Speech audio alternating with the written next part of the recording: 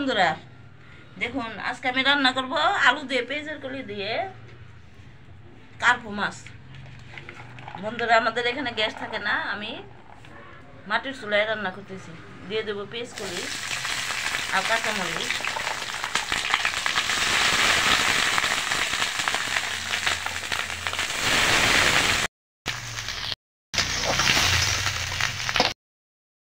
আর রসুন পেঁয়াজ বাটা, পেঁয়াজের কলি দিচ্ছি, এটা এর জন্য পেঁয়াজ দিই নাই, পেঁয়াজের বাটা দিয়ে দিলাম।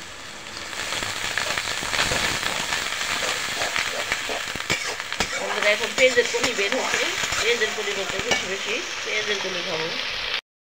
দিয়ে দিলাম হলুদের গুঁড়া, মরিচের গুঁড়া, গুঁড়া, স্বাদ মতো লবণ।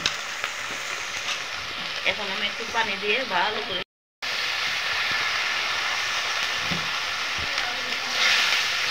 বন্ধুরা থাকি টাউনে সরকারিভাবে গ্যাসের সমস্যা, রান্না করে খাই মাটির চুলা। মাটির চুলায় রান্নার সেই স্বাদ, মাটির চুলায় খুব ভালো লাগে বলে ওদের কাছে, এই জন্য মাটির চুলায় রান্না করি মাঝে মধ্যে। মাছটা আমি কষায় রান্না করবো, টাটকা মাছ কষায় রান্না করলে খুব ভালো লাগে। কষাইয়ে উঠিয়ে রাখবো।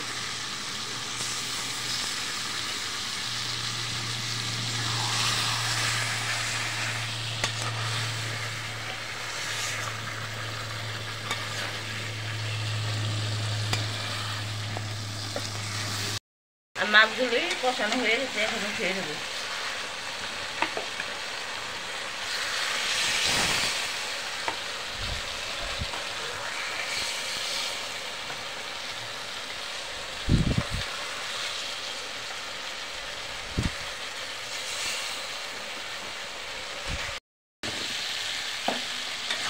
আলুটা আমি ভালো করে সুন্দর করে কষিয়ে নেব।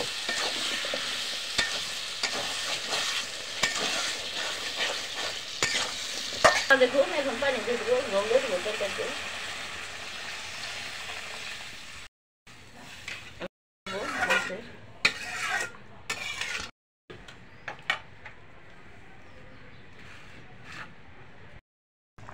বন্ধুরা দেখুন তরকারিতে এখন মাছ দিয়ে দিব।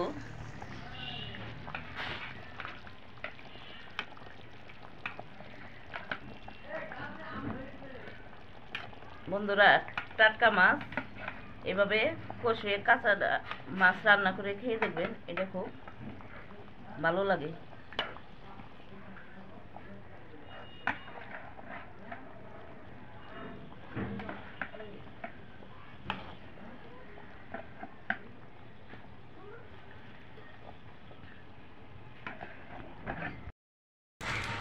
বন্ধুরা দেখুন আমার রান্না হয়ে গেছে, এখন আমি একটু ভাজা জিরার গুঁড়া দিয়ে দেবো।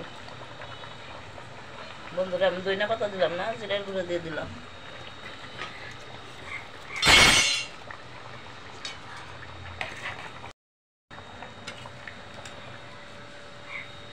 বন্ধুরা দেখুন আমার রান্না কমপ্লিট। আমার রান্না যদি ভালো লেগে থাকে আমার ইউটিউব চ্যানেলকে সাবস্ক্রাইব করবেন, লাইক দিবেন, কমেন্ট করবেন। ফেসবুক চ্যানেলকে লাইক দিবেন, কমেন্ট করবেন, শেয়ার করবেন প্লিজ। বন্ধুরা যারা আমার ভিডিও রেগুলার দেখেন এখনো সাবস্ক্রাইব করেন নাই, দয়া করে আমার চ্যানেলটাতে সাবস্ক্রাইব করে আমার নিত্যদিনের বন্ধু হয়ে যান। এখন আমি তরকারি নামাইয়ে পরিবেশন করব।